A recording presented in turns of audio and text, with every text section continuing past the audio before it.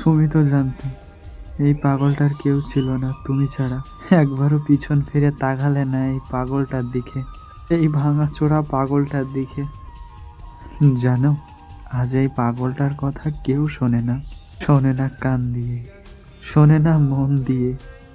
একসময় যে নাম শুনলে এই মনটা কেঁপে উঠত, আজ সেই মনটাই নিজের শব্দকেও বিশ্বাস করে না। এই পাগলটা আজও কথা বলে অন্য কারোর সঙ্গে না, কিন্তু নিজের ভাঙাচোরা মনের সঙ্গে। কারণ যাকে সবচাইতে শোনাতে চেয়েছিল বেশি, সে শোনেনি কোনোদিনও। তাই আজ এই পাগলটা বেঁচে আছে, কিন্তু জীবিত নেই।